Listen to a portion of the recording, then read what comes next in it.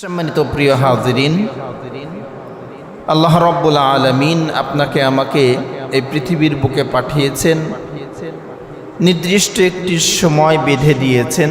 আপনার আমার সময় যখন শেষ হয়ে যাবে, হায়াত যখন শেষ হয়ে যাবে, তখন আমাদের সামনে আমাদের অনাকাঙ্ক্ষিত মেহমান মালাকুল মাউত আজরাইল এসে হাজির হয়ে যাবে।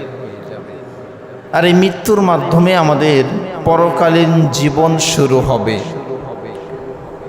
তো এই যে মৃত্যু আমাদের সামনে উপস্থিত, সবাইকে মৃত্যুর স্বাদ গ্রহণ করতে হবে।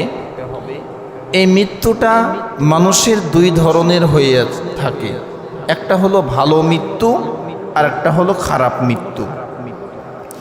তো ভালো মৃত্যুর কিছু লক্ষণ আছে, কিছু সিমটম আছে, যেগুলো দেখলে আমরা বুঝতে পারবো যে এই মৃত্যুটা ভালো মৃত্যু।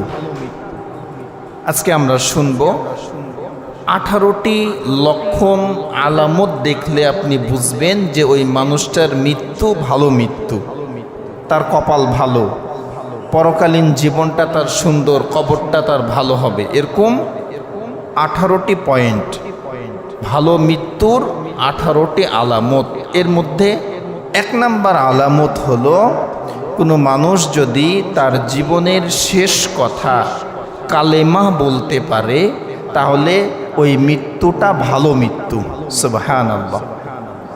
নবী করিম সাল্লাল্লাহু আলাইহি ওয়াসাল্লাম বলেন, আবু দাউদ শরীফের 3116 নম্বর হাদিস, এই হাদিসের মধ্যে নবীজি বলছেন, কোনো মানুষ যদি তার জবানের শেষ কথা কালেমা বলতে পারে, মৃত্যুর আগে কালেমা যদি নসিব কারো হয়ে যায়, ওই মানুষটার কোনো ভয় নাই, কোনো চিন্তা নাই, কবরের জীবনটা তার সুন্দর হয়ে যাবে, হাসর সুন্দর হয়ে যাবে, মিজান সুন্দর হয়ে যাবে, পুলসিরাত সুন্দর হয়ে যাবে, সর্বশেষ জান্নাতের মেহমান হয়ে যাবে। সুবহানাল্লাহ। কি হলে ভাই? শেষ কথা যদি কালেমা হয়ে যায়। আরেকটি হাদিসে নবীজি বলছেন, কোনো মানুষের প্রথম কথা আর শেষ কথা যদি কালেমা হয়ে যায়, আল্লাহ রাব্বুল আলামিন ওই ব্যক্তির জীবনের কোনো হিসাব নেবেন না, জীবনের কোনো হিসাব লাগবে না, যদি কোনো মানুষের প্রথম কথা আর শেষ কথা কালেমা হয়ে যায়। এজন্য আমাদের যাদের ছোট বাচ্চা আছে, মাসুম বাচ্চা আছে, এখনো কথা শিখেনি, তাদেরকে আমরা এই কালেমার শিখাবো, যেন তার মুখের জবানের প্রথম কথাটা কালেমা হয়। অন্তত পক্ষে আল্লাহর নামটা যেন সে বলতে পারে, এতটুকু যেন সে তার জবান দিয়ে প্রথম কথা বের করতে পারে। আর শেষ কথা, মৃত্যুর সময় কালেমা যদি কেউ পড়তে পারে, তাহলে ওই ব্যক্তির আর কোনো চিন্তা নাই, তার কবর, হাসর, মিজান, ফুলসিরাত সব সুন্দর হয়ে যাবে। এখন এটা কিভাবে সম্ভব? এটা কিভাবে সম্ভব? আপনি যদি আল্লাহর হুকুম, নবীর তরিকার ওপরে আপনার জীবনকে চালান, তবেই এটা সম্ভব হবে। আর মৃত্যু ব্যক্তি যখন মুমূর্ষ অবস্থায় থাকে, তখন আমাদের দায়িত্ব হলো, আমরা যারা সন্তান, আত্মীয় স্বজন থাকি, তার পাশে বসে কালেমার তাকরির করা, অর্থাৎ তাকে শুনিয়ে শুনিয়ে কালেমা পড়া। নিজে নিজে পড়বেন, ওনাকে বলবেন না যে মা বা বাবা বা অমুক আপনি কালেমা পড়েন, কালেমা পড়েন, এই কথা বলবেন না। পাশে বসে বসে আপনি কালেমা পড়বেন। আপনার শুনে শুনে তার মুখ দিয়ে যদি বের হয়ে যায়, তার কপাল ভালো হয়ে গেল। আর আপনি যদি তাকে বলেন কালেমা পড়েন, কালেমা পড়েন, আর মৃত্যুর সাকরাতের কষ্টে সে যদি উল্টো পাল্টা কিছু বলে ফেলে, লাভের চেয়ে ক্ষতি বেশি হয়ে যাবে। এজন্য মৃত্যু পথযাত্রী যারা মুমূর্ষ রোগী, তাদের পাশে দাঁড়িয়ে বসে কালেমার তাকরির করা, নিজে নিজে জোরে জোরে কালেমা পড়া। তাহলে ভালো মৃত্যুর 1 নাম্বার লক্ষণ হলো কালেমা নসিব হওয়া। 2 নাম্বার, নাসাই শরীফের 1828 নম্বর হাদিস, নবী করিম সাল্লাল্লাহু আলাইহি ওয়াসাল্লাম বলেন, কোনো মানুষ মৃত্যুর সময় তার যদি কপাল ঘামে, কপাল দিয়ে ঘাম বের হয়, সাহাবীরা বুঝে নিবে ওই ব্যক্তির মৃত্যুটা একটা ভালো মৃত্যু। সুবহানাল্লাহ। কপাল যদি ঘামে, কোনো মৃত্যু ব্যক্তি মৃত্যুর সময় কপাল যদি ঘামে, তাহলে তার মৃত্যুটা ভালো মৃত্যু। এখন কোনো ইমানদার, কোনো সালেহীন হাজী সাহেব, ভালো মানুষ মৃত্যুবরণ করেছে, কপাল ঘামেনি, তাকে কিন্তু আপনি এটা আবার বলেন না যে তাহলে ওই মৃত্যু ভালো না। নবীজি হাদিসে বলেছেন, এখন এই ঘামেরও তো অনেক প্রকার আছে। দেখা যাচ্ছে যে ঘেমেছে, চোখে পড়ছে না, অল্প ঘাম বের হয়েছে, ওটার পরে নির্ভর করে আবার এটা না বলা বলি না করা যে ঘাম দেখতে পেলাম না তাহলে হয়তো বা তার মৃত্যু ভালো না, এটা বলার দরকার নাই। নবীজি বলেছেন যে ভালো মৃত্যুর লক্ষণ হলো মৃত্যু ব্যক্তির কপাল ঘামবে, 2 নাম্বার। 3 নাম্বার, জুম্মার দিন এবং জুম্মার রাত্রিতে মৃত্যুবরণ করা, জুম্মার দিন এবং জুম্মার রাত্রিতে। এখন আবার প্রশ্ন আসবে যে অনেক ইহুদি, নাসারা, হিন্দু, খ্রিস্টান, বেনামাজি তারাও তো জুম্মার দিন শুক্রবারে মারা যায়, তাহলে তারা কি জান্নাতি? শর্ত হলো ইমানদার হতে হবে, মুত্তাকি হতে হবে, নামাজি হতে হবে। এরপরের এই লক্ষণগুলো, আগে নিজের ইমান মূলটাকে ঠিক করতে হবে, ভিত্তিকে ঠিক করতে হবে। তিরমিজি শরীফের 1074 নম্বর হাদিস, নবী করিম সাল্লাল্লাহু আলাইহি ওয়াসাল্লাম বলেন, বৃহস্পতিবারের দিন সূর্য অস্ত যাওয়ার পর থেকে শুক্রবারের দিন সূর্য অস্তের আগ পর্যন্ত এই শুক্রবারের দিন আর রাত্রিতে কোনো মানুষ যদি মৃত্যুবরণ করে, তার মৃত্যুটা একটা ভালো মৃত্যু। এখানেই শেষ নয়, দয়ার নবী, মায়ার নবী বলছেন ওই ব্যক্তির কবরে কোনো আযাব হবে না। সুবহানাল্লাহ। কোনো ইমানদার, কোনো নামাজি ভালো মানুষ যদি জুম্মার দিন অর্থাৎ বৃহস্পতিবারের দিন শুক্রবারের দিন মাগরিবের আগ পর্যন্ত এই সময়ের মধ্যে মৃত্যুবরণ করে, নবীজি বলছেন তার কবরে কোনো আযাব হবে না, তার মৃত্যুটা একটা ভালো মৃত্যু। 4 নাম্বার, মুসলিম শরীফের 4835 নাম্বার হাদিস। এই হাদিসের মধ্যে নবীজি বলছেন যে যে শহীদ হবে, শহীদের মৃত্যুটা ভালো মৃত্যু, যে শহীদ হয়ে যাবে তার মৃত্যুটা একটা উত্তম মৃত্যু। এই দিকে দুনিয়া, মৃত্যুর পরেই সে জান্নাতে প্রবেশ করবে। বলুন সুবহানাল্লাহ। মৃত্যুর পরেই শহীদ জান্নাতে চলে যাবে। নবী করিম সাল্লাল্লাহু আলাইহি ওয়াসাল্লাম বলেন, ওরে সাহাবীরা, তোমরা কি জানো কারা শহীদ? তোমাদের কি জানা আছে কারা শহীদ?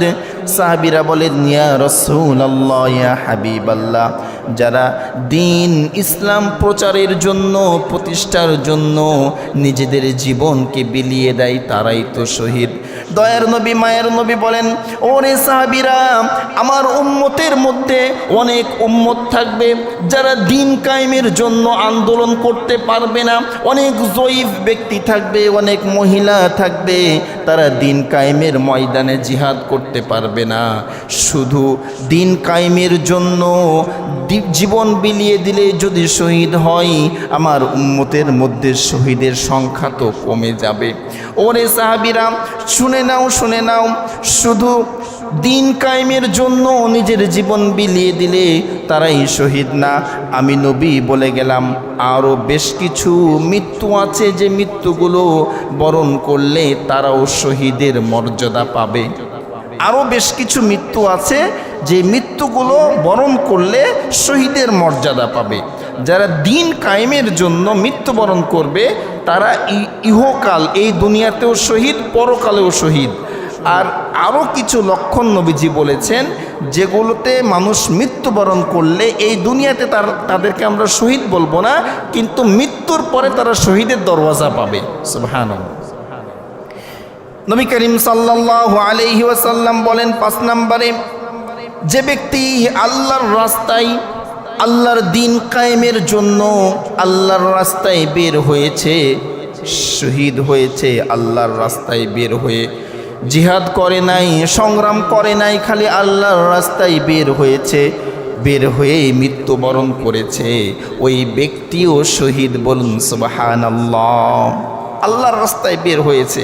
এখন এই আল্লাহর রাস্তার অনেক ব্যাখ্যা আছে, যেমন যে ব্যক্তি দিন শিক্ষার জন্য তলবে ইলম বাড়ি থেকে মাদ্রাসায় বের হয়ে যায়, তারা আল্লাহর রাস্তায় বের হয়ে যায়। এই যে আপনারা, আমরা নামাজে এসেছি, এটাও একটা দিন শিক্ষার অংশ।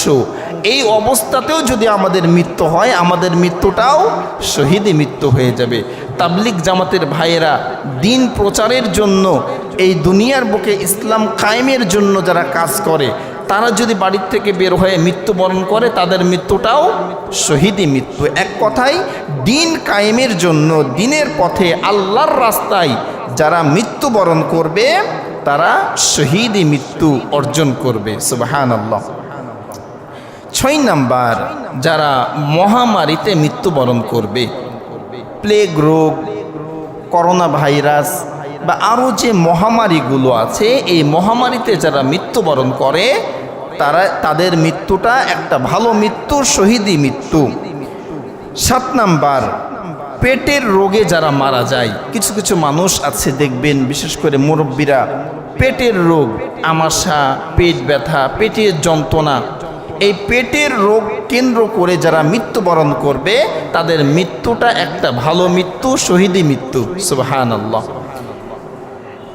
8 নাম্বারে, যারা চাপা পড়ে মারা যাবে, দেওয়ালের নিচে, গাড়ির তলে, কোনো গাছতলায় দাঁড়িয়ে আছেন, ওপর থেকে একটা ডাব পড়েছে, একটা কাঁঠাল মাথার ওপরে পড়েছে, ওটা পড়ে চাপা পড়ে মারা গেছেন।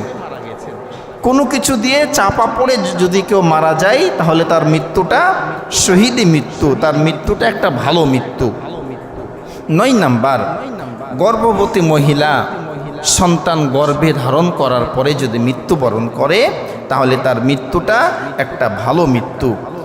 ইবনে মাজা হাদিস নাম্বার 2803 নাম্বার হাদিস। এই হাদিসের মধ্যে নবীজি বলছেন, কোনো মা যখন সন্তানকে গর্ভে রাখে, ওই গর্ভরত অবস্থায় যখন ডেলিভারির সময় আসে বা গর্ভে ধারণ করার কারণে ওই মা যদি মৃত্যুবরণ করে তাহলে ওই মার মৃত্যুটা একটা শহীদি মৃত্যু, একটা ভালো মৃত্যু। সুবহানাল্লাহ। এখানেই শেষ না, ওই সন্তানটা কাল কিয়ামতের ময়দানে ওই মা বাবাকে জান্নাতে না যাওয়া পর্যন্ত স্থির হবে না, থামবে না, আল্লাহর সঙ্গে সংগ্রাম করে, আল্লাহর সঙ্গে কথা বলে জান্নাতে নিয়ে তারপরে সে থামবে। সুবহানাল্লাহ। তাহলে ভালো মৃত্যুর আর একটা লক্ষণ আমরা জানলাম যে কোনো মা যদি তার সন্তানকে গর্ভে ধারণ করে, গর্ভে রাখে, রাখার পরে যদি মৃত্যুবরণ করে তাহলে তার শহীদি মৃত্যু। 10 নাম্বার, আমাদের অনেকের দেখবেন শরীরে বিষ ফোড়া হয়, বড় বড় ফোড়া হয়। এই ফোড়া, বিষ ফোড়ার কারণে, এই বিষ ফোড়ার যন্ত্রণায় কেউ যদি মৃত্যুবরণ করে তার মৃত্যুটা ভালো মৃত্যু, শহীদি মৃত্যু। এ সম্পর্কে নাসাই শরীফের 1846 নাম্বার হাদিস, এই হাদিসের মধ্যে নবীজি বলছেন যে কেউ যদি বিষ ফোড়াতে আক্রান্ত হয়ে মৃত্যুবরণ করে তার মৃত্যুটা শহীদি মৃত্যু। 11 নাম্বার, কেউ যদি আগুনে পড়ে মারা যায় তার মৃত্যুটা ভালো মৃত্যু, শহীদি মৃত্যু। এই হাদিসটিও নাসাই শরীফের 1846 নাম্বার হাদিস। এক হাদিসের মধ্যে 2টি বর্ণনা। এরপরে 12 নাম্বার, সম্পদ রক্ষা করতে যেয়ে কেউ যদি মৃত্যুবরণ করে তাহলে তার মৃত্যুটা একটা ভালো মৃত্যু। এই হাদিসটি বুখারী শরীফের 1840 নাম্বার হাদিস। নবী করিম সাল্লাল্লাহু আলাইহি ওয়াসাল্লাম বলেন, কোনো মানুষ যদি তার সম্পদ রক্ষা করতে মৃত্যুবরণ করে, কেউ জোর করে, চাঁদাবাজি করে আপনার সম্পদগুলো হরণ করতে চেয়েছে, আপনার সম্পদগুলো লুট করতে চেয়েছে, চেষ্টা করেছে, তার সঙ্গে লড়াইয়ে লিপ্ত হয়েছেন, আপনি শহীদ হয়ে গিয়েছেন, মৃত্যুবরণ করেছেন। নবীজি বলছেন সম্পদ রক্ষা করতে যে মৃত্যুবরণ করার কারণে তার মৃত্যুটা স্বাভাবিক মৃত্যু না, তার মৃত্যুটা শহীদি মৃত্যু। বলুন সুবহানাল্লাহ।